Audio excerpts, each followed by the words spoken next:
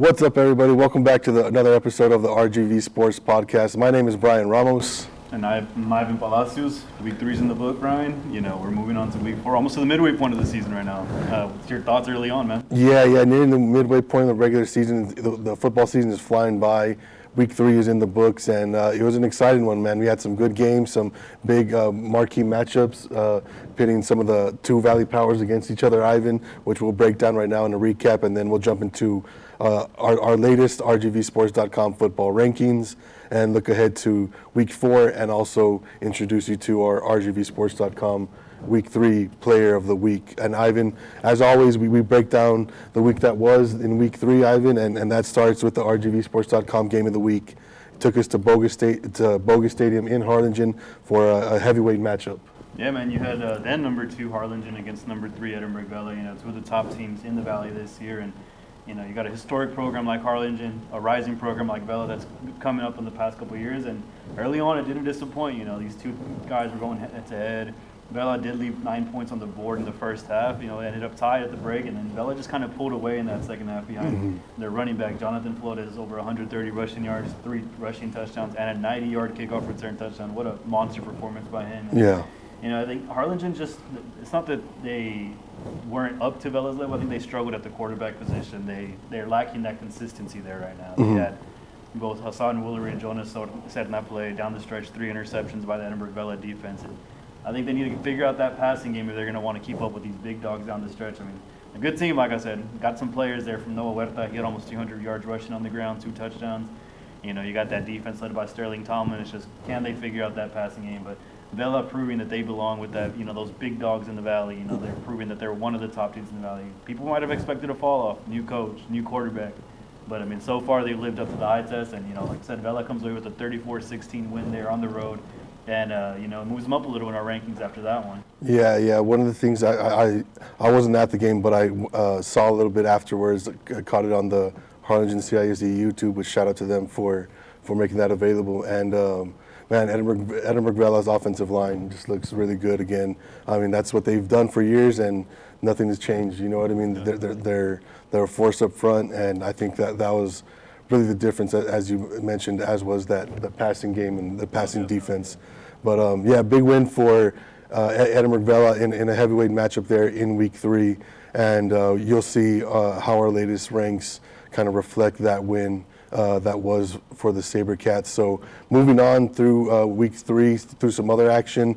Thursday, Ivan, I caught Wesco East pick up a 26-0 win over Donna High. That was the District 15-5A D1 opener. That's a 9-team district. So in Week 3, those guys are already starting district play.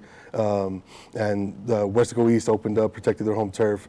Margarito Pompa and Malachi Rodriguez, 188 combined yards, 3 total touchdowns, and how about this? The Wesco East defense gave up 14 yards of offense on the evening. So just an impressive performance all around from Wesco East to open up district play, and they'll move on to a big one here in Week 4, which we'll break down coming up in our Week 4 preview. So big win for Wesco East as they continue to roll. Ivan, I'll throw it back to you, man. What were some other games that caught your eye there in Week 3? You know, Thursday night I was able to go down to La Jolla, pair of unbeaten teams in Brownsville Lopez and La Jolla Palmview. I think first real test for these teams, and Palmview comes out on top 42-27. You know, really ugly start to the game. I think we had maybe 13 penalties in the first quarter alone. I feel like that quarter dragged on for at least an hour.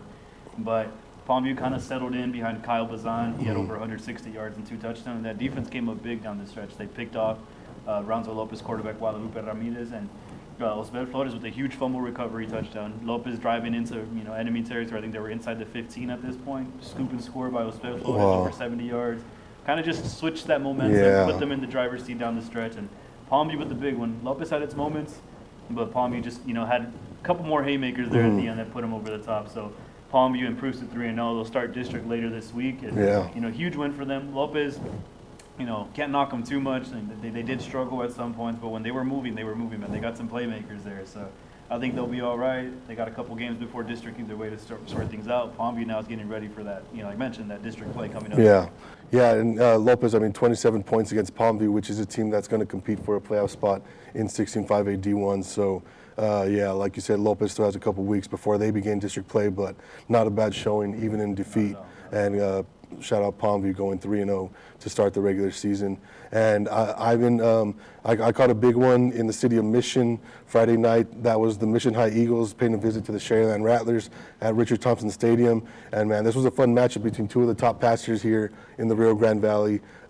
Senior quarterback Diego Salinas for Mission, and Sharyland junior quarterback Calvin Harris for the Rattlers. And man, these guys both put on a show, man. It was a back and forth first half, 22-22 going into the locker room, but in the second half, it was all Eagles. They score 2 second half touchdowns on big plays, and the defense buckled down in the red zone, forced a turnover on downs in the red zone, and also come up with a big fumble recovery to keep Sharyland off the board there in the second half. For the Rattlers, Calvin Harris had 3 touchdowns, 1 passing, 1 receiving, 1 rushing, just displaying his versatility as just a really all-around athlete there in the Sharyland offense. So just really impressed by him and his versatility. And then, of course, Diego Salinas, 356 passing yards, 3 touchdowns, 5 different Mission Eagles score in the game, which you like to see that balance. Everybody gets some love. Everybody makes a visit to the end zone. So big win for Mission as they wrap up non-district play, and they move into a big one here in 16-5A D1, which we'll break down in a little bit. So big win for the Mission Eagles as they improve to 2-1 on the year. Sharyland drops to 1-2, but every single game that Sharyland has been in this year, I've kind of come away impressed, even in defeat with what they've been able to do. So big win for the Eagles in an all-Mission matchup there at Richard Thompson Stadium. So Ivan, back to you, man. What was another game that caught your eye, or that you were impressed with the result? How about that nail biter between Los Fresnos and Laredo United South? They go into that fourth quarter down 27-16, outscore the Panthers 18-6 in the final quarter. Quarterback Robert Pineda, game-winning touchdown as time expired, runs it in himself. And kids been balling out this year, man. I think one of the biggest thing I've been waiting to see from him is, can he show up in those big games, those big-time moments? Well, on Friday, he showed that he could. He scores the game winner. He leads the team in rushing at the end of the game. He has 260 through the air, 2 touchdowns, 90 and a touchdown on the ground. And, they improved to 3-0 with that win, a 34-33 victory for Laredo United South, setting up for a huge matchup this Friday. Yeah. And, we'll get into that one a little later. But, Los Fresnos showing that they're one of the top dogs down here. And then I think playing in those close games early on shows you, we can get it done. Doesn't matter who it is. We got the players there, especially there in junior quarterback Robert Pineda, to make that big play down the stretch. He had a touchdown pass there in the fourth quarter, too, that helped kind of lead that comeback, too. So, and Los Fresnos takes down United South 34-33 for a huge win to stay undefeated and move up in our rankings more, which, again, we'll get into that here in a second. Yeah, good start to the season for the Los Fresnos Falcons, and a big win as they continue to get ready for District 32 6A action. And Ivan, as we say, non-district is to fix those mistakes, get everything in shape and tuned up for district play. And we saw a team in Sharyland Pioneer kind of take a step forward. In those first 2 weeks, offense kind of struggled a little bit. The new quarterbacks lost a dual threat at quarterback, lost the leading receiver and offensive lineman. But this Sharyland Pioneer offense explodes for 31 points here in Week 3 in a 31-14 win over Edinburgh North. Quarterback William Goodlow passes for 221 yards, 50 rushing yards, and had 4 total touchdowns. Matthew Maldonado over 100 yards and one receiving touchdown on 2 receptions. So a big play threat there in the Diamondbacks offense. And knowing how much this Pioneer offense has thrown the ball around the field in past years, it's good to see that passing game take another step forward here as we move on. Sharyland Pioneer improves to 2-1 on the year. And then just to run through a couple quick ones, Ivan, before we break down some more. We had Corpus Christi Flower Bluff defeat Harlingen South 56-19 in District 15-5A D1 in that opener. Harlingen South takes a trip to the Coastal Bend and comes up on the wrong side of that one. And Flower Bluff, they just look like one of the favorites there in that district, and they're just a real power with some real playmakers on both sides of the ball. And then Ed Couch Elsa wins a tight one, 17-14 over Mac High. Yellow Jackets improved to 3-0 overall, so shout out to La Máquina for improving to 3-0 on the year, Ivan. And then we had some other matchups, Ivan, in the lower valley. And what do you got to say for us as far as those go. I mean, how about them Bloodhounds, man? Second straight week, they play a bigger team. I think they only suited up, 23, 24 players against a Carroll team that had well over 60 players on the field, and they come out on top 29-28. Second straight week, they beat a 5A or 6A opponent. I mean, that's impressive for a small school like Brownsville St. Joseph that competes at the TAPS level. I think they can't have more than 1,000 students in that school, man. And I think this is the first time they're 3-0 since 2016. Yeah, 2016, that's correct. Another big game for Claudio Torres, who scores the go-ahead touchdown along with the game-winning 2-point conversion. I mean, what a performance. These St. Joseph Bloodhounds are for real.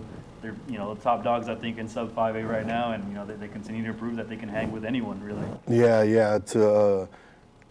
Coming off that Week 2 victory over Brownsville Veterans, 41-21, it'd be easy to suffer a letdown, you know what I mean, to still be coming off that high that was that Week 2 win.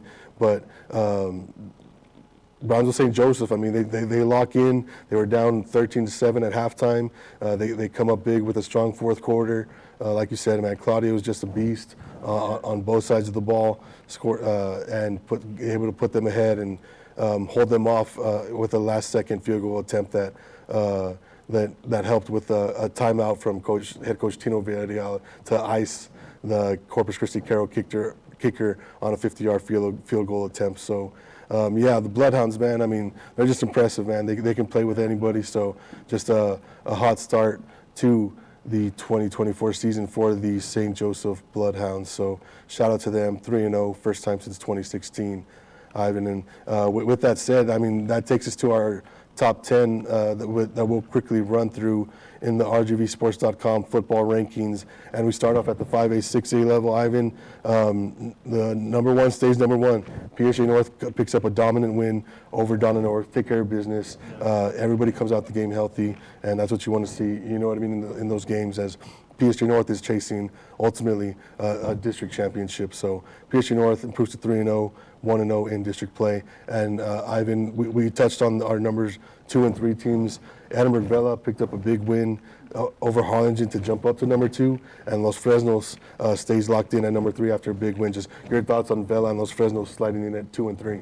Yeah, man. I mean, Vela, like I said, they rightfully so move up. They take down one of the top teams in the Valley in Harlingen on the road at that, So I think they're starting to find their groove offensively. They have a big offensive line that's opening up holes for Jonathan Flores, but also Jeffrey Lefebvre. He's starting to get his feet under him. He's, new offense, new receivers to work with. So he's starting to kind of get comfortable there. Yeah. And, that defense has some playmakers. 3 interceptions down the stretch. I mean, they shut down, I wouldn't say they didn't shut down Noah Huerta, but, they limited what he could do down the stretch. Yeah. Made the Cardinals beat him through the air, which, I figured would be the key to the game there.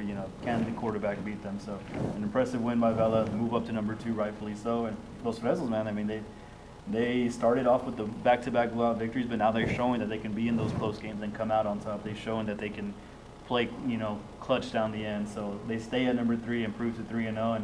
And, number 4, we got another team in the 6A level, PSA High, bounces back in a big way against Mission Veterans. They played PSA North the week before, always a tough team to face. Played them close, but they ultimately came out on the other side of the losing end of it, but they bounced back big time, 34-0 against Mission Veterans. Yeah. That offense has its weapons. 3 different, I think George Alanis scored, Ryan Vallejo scored, Caleb Salas scored, and the defense pitches a shutout against a Mission Vets team that likes to put up points. So an impressive win there, and they'll get into a big matchup that we'll touch on a little later. And as honestly, we keep going through this list. We got 2 more 6A teams. Harlingen High moves down to number 5, which allows can't knock them too much. They did play Vela, and then you got Brownsville Vets. We saw what they did against Rio Grande City. Good bounce-back win after that loss to Brownsville St. Joseph last week. Yeah. Storm Montoya, 5 touchdowns during that game. Big performance. So, big performance there. And, moving on to number 7, though, a team that I don't think a lot of people expected. We didn't know what to expect, I guess we could say. It lost a lot of players, but what can you tell us about these Westlaco East Wildcats? Yeah, Westlaco East 3-0, and man, they personify Smash Mouth football. You know what I mean? Shoot, these guys, you know that they're going to run the ball right at you. They're going to run it through you, around you, every which way, and then they'll hit you over the top too if you're not careful. And then on defense, man, you better buckle that chin strap because you're in for a long night when you line up against the Westlaco East Wildcats. So 3-0. They beat Donna High, improve, and slide up from number 9 to number 7. in the latest poll. And then our number 8 team, Ivan, who breaks into the ranks for the first time, the Mission Eagles, improved to 2-1. They were not ranked last week, but man, this is just a balanced team. That they have a balanced offense. They play good defense, and their one loss was to Westaco East, and it was a 1-possession game. So this Mission team is just. I've come away very impressed with what they're able to do, and it also always helps to have a 3-year starter at quarterback, running back like TJ Aparicio, who just a versatile threat, rushing and receiving. So, and then of course they got playmakers all over at receiver. So yeah, Mission Eagles break into the top 10 at number 8, and that takes us to our number 9 and number 10 teams. Ed Couch Elsa, we talked about their win over Mac High. They improved to 3-0. They slide down from 8 to 9, being that they had to earn that hard-fought win over an 0-3 Mac High team, and then McAllen Memorial. They suffer their first loss of the year against San Antonio Johnson. So they slide from 6 to 10. But and going up against the San Antonio school, they were in it early, put up a good fight, but they ultimately come out on the wrong side and round out our top 10 at number 10 at the 5A, 6A level, Ivan. And with that one in the books, man, we'll jump into the sub 5A top 4. Not much moving, but I mean, the Bloodhounds, man, they're the big dogs. Yeah, man, it's looking like a collision course between them and our number 2 team in that whole Port Isabel. They play week 7, homecoming week for St. Joseph that weekend, and at Brownsville, at JT Canales Field there. So, that's a big one. We got it. Number 1, number 2 stay the same, and I expect it to stay the same. These 2 teams are hot. They have 2 different styles of offense, but it's going to be exciting to see what they, down the stretch when they meet up, what that's like. And number 3, we have a Santa Rosa team that's, rolling right now. They moved to 3-0. And then we have Santa Maria coming in number 4, a team that's also 3-0. They've been rolling early. They got playmakers at quarterback, running back. And, shout out Miguel PJ Alanis, huge game. I think he had 3 passing touchdowns, a pick 6, rushed for another 40 on the ground. Wow. Huge game for him there at Santa Maria, help him improve to 3-0. And moving on to our Coastal Bend top 4, not much change there. You got Miller. They played DeSoto last week. I mean, I don't think many people expected them to win, but they had a really, they put up a fight for as long as they could. And can't really knock them for that loss. And, then you got Flower Bluff at number 2, a team that, is in a district that they're going to see some Valley teams this year. So, I mean, they're loaded on offense. They got a good defense. So they come in at number 2, improved to 3-0 with that win over South last week. And then just round it out, you got Cal Allen coming in at number 3, also undefeated. And tied for 4th, we got Corpus Christi Vets and Tulsa Midway. That wraps up our Coastal Bend top 4, man. Yeah, and now that we're in district play in 15-5A D1 and other districts are getting ready to start, we're seeing those Coastal Bend versus Valley matchups in the regular season. So Flower Bluff, Corpus Christi Veterans, playing in that district, it's going to be fun to watch how that plays out. And then, Corpus Christi Miller, still some dogs, man. Play DeSoto. Nobody's going to knock you for that. So shout out to Miller for taking that game and playing it. And man. So with the top 10 and the sub 5A top 4 and Coastal Bend top 4 teams and rankings out of the way, we will dive into our Week 4 preview, Ivan. And as always, we start the Week 4 preview with the RGV Sports Game of the Week, and that features a top 5 matchup between some 6A powers, Ivan. Yeah, you got number 3 Los Fresnos heading into PSJ Stadium to take on number 4 PSJ High. And I've seen these 2 teams play the last 2 years in the regular season. It's always been exciting. I think last year was maybe a 3-point game. The year before was a 1-point game. Remember, that was Robert's freshman year. He scored a rushing touchdown as time expired to win that one. So, another big one here. You got an undefeated Los Fresnos team against a 2-1 PSJ High team. 2 of the top quarterbacks in the Valley, and Robert Pineda and Miles Lopez. And like I said, it's been close the last 2 years, so these teams know how to put on a show. They go toe-to-toe. They battle each other well. PSJ did get the last laugh last year. I remember in the playoffs, PSJ knocked out Los Fresnos 35-7 in the playoffs, first round of the playoffs there. So I'm sure, Los Fresnos got a little bit of a sour taste in their mouth. So I'm sure they're coming into PSJ trying to get revenge for that win and just continue rolling through this first part of the regular season. So that's this Friday, 7 p.m. at PSJ Stadium, our RGV Sports Game of the Week. I'll be out there giving you all the best coverage we can. And, And number 3, Los Fresnos at number 4, PSG High, man. Just an exciting matchup there. Yeah, that's going to be a fun one. And you can catch it on the PSJA ISD YouTube if you can make it in person. They do a good job with their broadcast, so shout out to them as well. And then Ivan, I will also be at PSJ Stadium on Thursday, as we got, a bit of a dogfight, I expect, between the Westaco East Wildcats and PSG Memorial Wolverines as they continue on in District 15-5A D1 play. Both these teams like to run the ball, and it's going to be a match of who's going to have more success on the ground. That's really the question, and which defense is going to have a bigger day in keeping that ball on their offensive side and allowing those rushing attacks to really get going. So I'm expecting a good one. 3-0 Westaco East. PSG Memorial is the 1-1 coming off a bye week, so the PSG Memorial Wolverines have had 2 weeks to kind of game plan for this one, so we'll see what they look like as they host the Westaco East Wildcats 7 p.m. Thursday at PSG Stadium. Ivan, and then 2 teams that we're not traditionally talked about, Ivan, but both find themselves 3-0 to start this season. The Edinburgh Economides Jaguars and Brownsville Pace Vikings, man. What do you got for us in the matchup of unbeatens? Man, that's a big one. I mean, these 2 teams, like you mentioned, not used to seeing them be undefeated at this point of the season. You know, Edinburgh Economides 3-0, best start since 2016. I think if they win this year, they surpass their win total from 2017. So, you know, and they're looking good. Coach Raul Salas had a plan when he took over. He's been getting his freshmen ready for this moment. A lot of these guys have been on varsity. You know, they're juniors, sophomores, been on varsity 1 or 2 years already. They got that experience, and they like to run it down your throat, man. You got three, 4 guys with almost 200 rushing yards. Each of them have multiple touchdowns. It's no secret they're going to run it. They'll throw some passes here and there, but they're going to run it down their throat. And that defense, man, I mean, that defense has it's not that they're 3-0. They're beating teams that they should beat and beating them comfortably, man. It's been 3 possession wins, 4 possession wins. Other side, though, you got Brownsville Pace, you know, superstar running back Adrian Salceda, number 1 running back in the Valley right now as far as yardage. And the kid's a playmaker, man. I mean, over 200 yards each of his first 3 games. I'm sure Pace is going to lean on him heavily. Can Economides slow him down? And, you know, that's RGVSports.com Week 3 Player of the Week as well after last week. I mean, what were his numbers last week, Bryan? Yeah, he had a big performance last week in a win over La Jolla.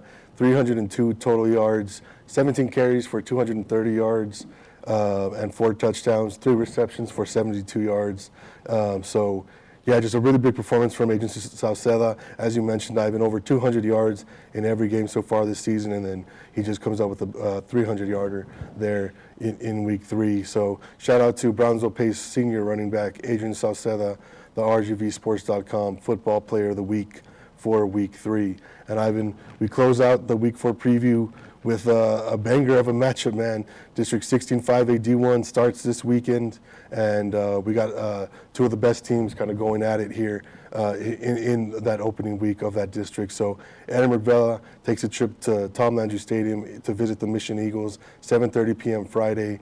Vela, of course, 3-0 overall, number 2 team in our top 10 at the sub-5A, at the 5A, 6A level, and then Mission High, who just broke into the top 10 at number 8. They're 2-1 on the year.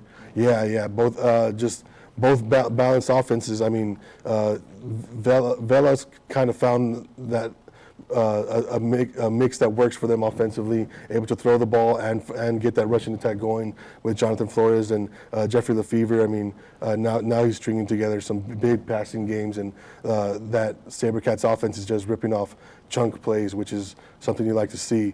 So, yeah, the SaberCats looking like they're taking shape, man, rounding into form, and then the Mission Eagles coming off a big win against Sharyland High. That offense looked just like a real threat, because there's really not one player to focus on. I mean, you got to account for TJ Aparicio in the backfield, but when you talk about their wide receivers, I mean, hey, if you pay too much attention to one guy, another guy's going to beat you on the other end or get behind the defense. So the Mission Eagles 2-1 coming into this one against Edinburgh Vela. That should be a good game between the SaberCats and the Eagles, 7:30 p.m. Friday at Tom Landry Stadium in Mission. And Ivan, any other things to wrap up the Week 4 preview, or any other notes that you got looking ahead to before we close out this podcast? And how about that Ed Couch defense? 15 takeaways in the first 3 weeks, 10 interceptions, 5 fumble recoveries. Just an impressive feat by that defense, and I think that defense is legit, man. Yeah. They've played some tough teams, you know, and It's going to be interesting how that defense can hold up once, district play rolls around. But, if you find the end zone against that one, you better be proud because, they like to take the ball away. They're hard. They hit hard. They run fast. I mean, it's a tough defense to play. Yeah.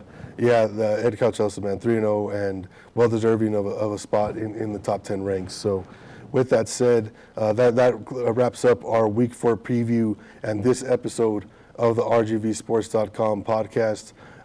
Thank you guys for joining us for another episode. And you guys can catch all the latest stats and standings at RGVSports.com. Ivan, why don't you tell the people about what they'll get when they visit RGVSports.com? Yeah, man, it's your one-stop shop for everything Valley football, from passing leaders, rushing leaders, district standings. It's all there. Just go to RGVSports.com, hit on the football tab, and just scroll to your team, to your standings. It's all there. So make sure to give us a follow. We'll be sharing those weekly on our Facebook and our Twitter, so all our social media. So, thanks again, guys, for listening. And Bryan? Yeah, been another fun week in the books and looking forward to an exciting Week 4. Thank you guys for joining us for another episode of the RGV Sports Podcast. We'll catch you next time.